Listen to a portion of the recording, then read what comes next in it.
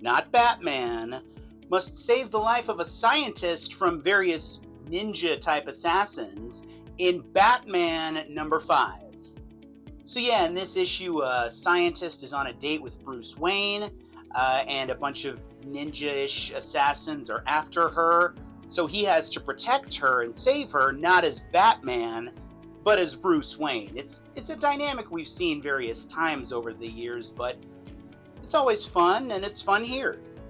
Between this issue and what we saw in Batman number 2, this series has quite quickly managed to master the vehicle chase sequence.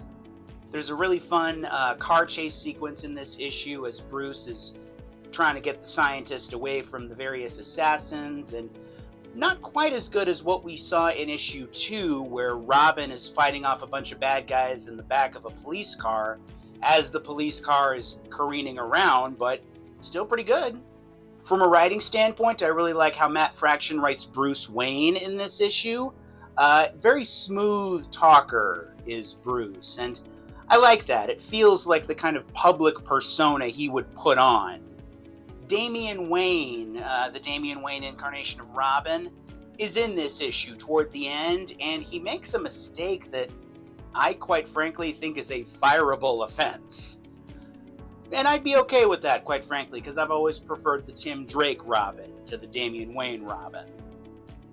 So at what point does a superhero team have too many superheroes?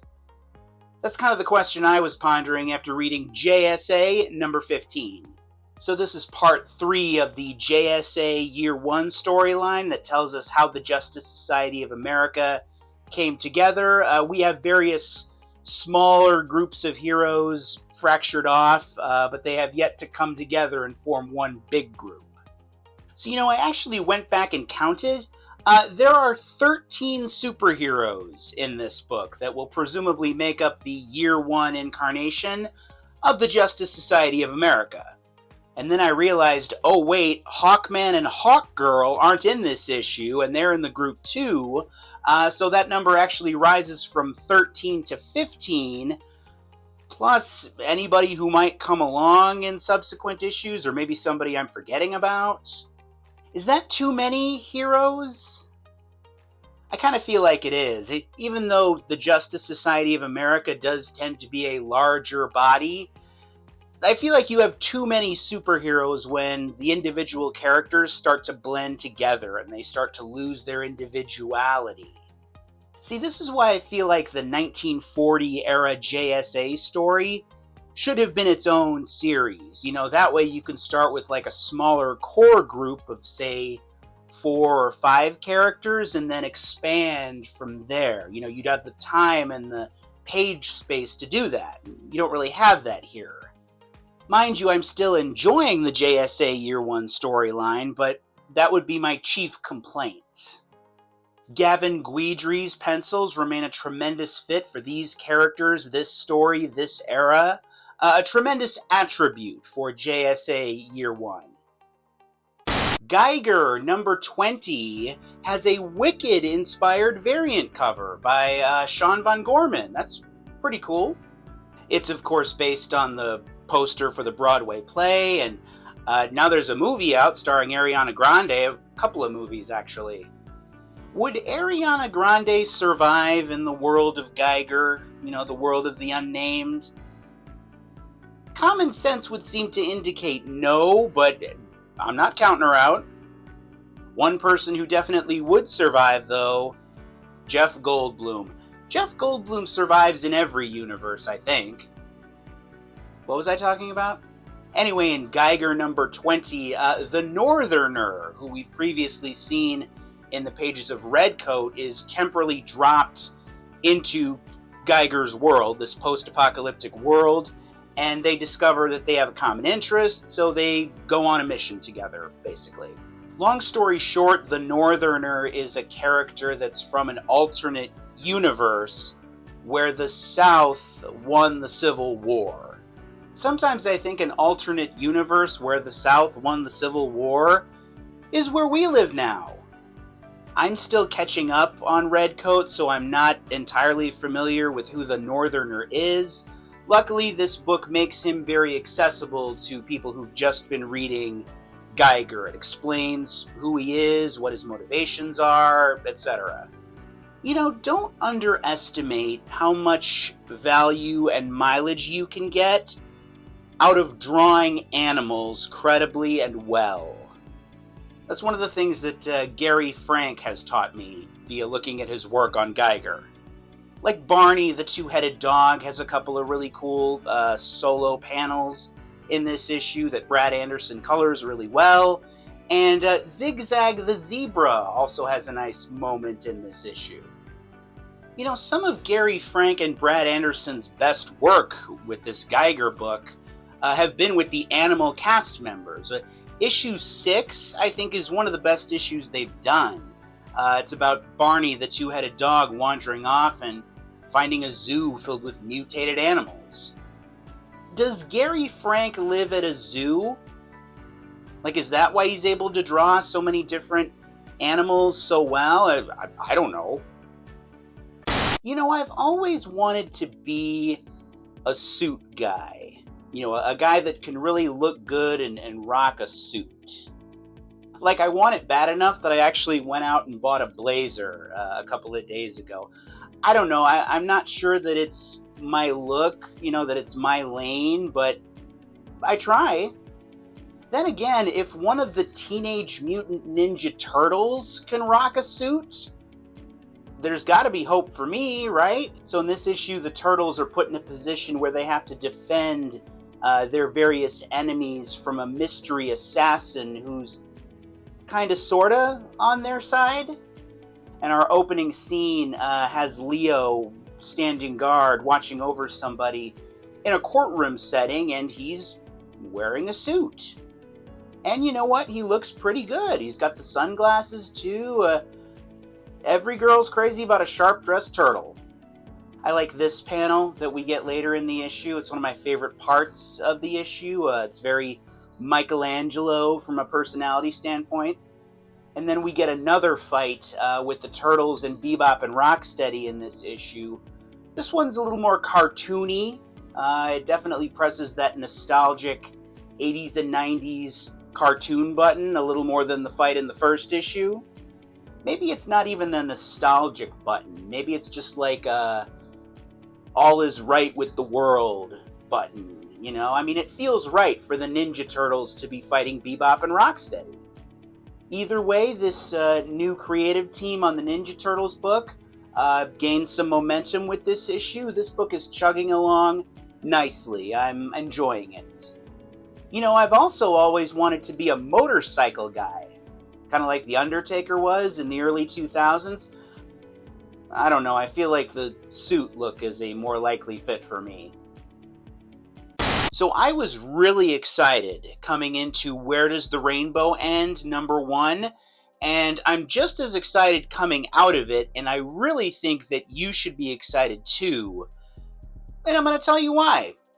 This story takes place in a semi-dystopian future version of New York City that's really tarnished and polluted, where humans and robots coexist.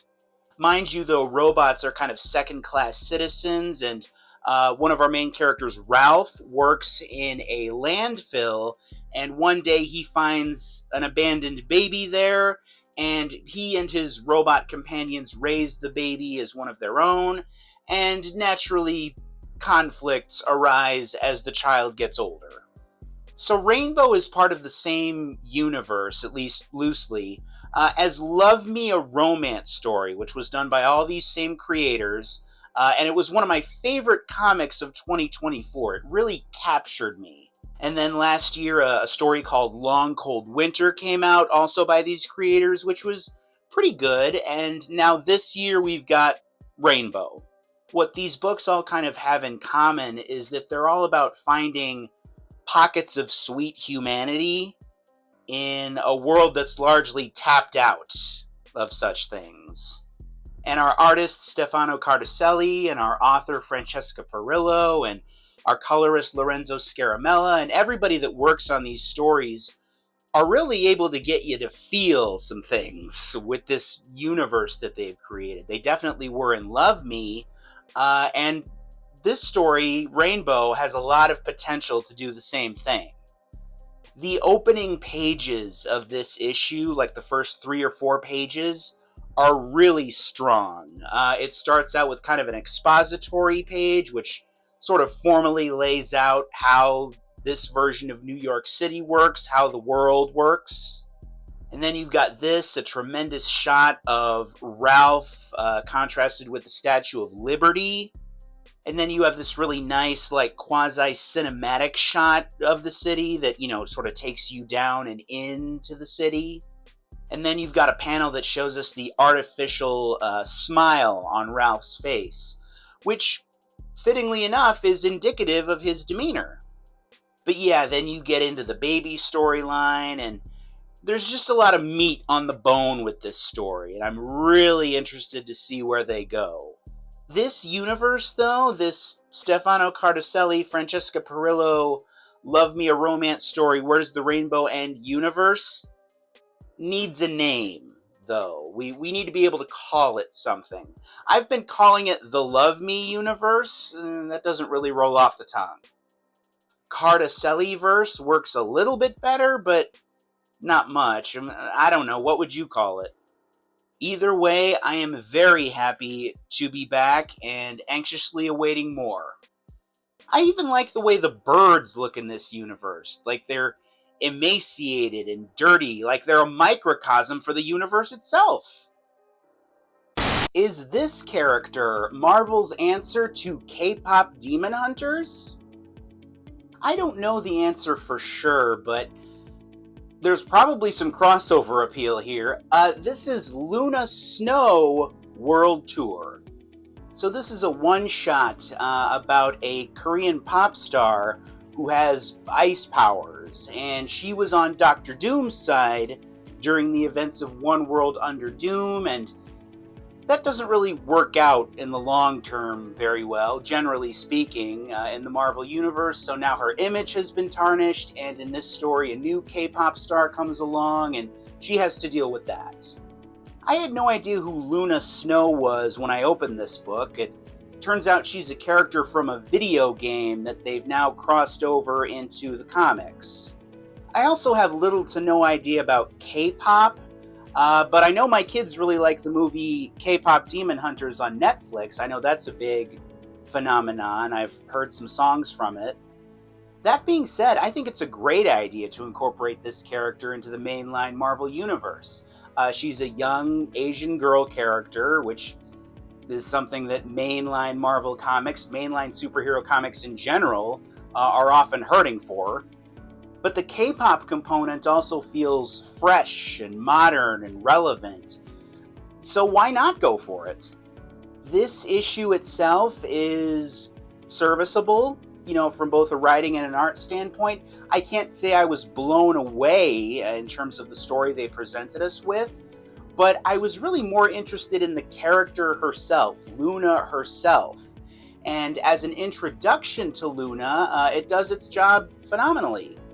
So yeah, being from Wisconsin, you'll rarely hear me ask for more snow, but I want more Luna Snow in my Marvel comics, and dare I say more characters like Luna Snow all across my mainstream comics. Bring them on.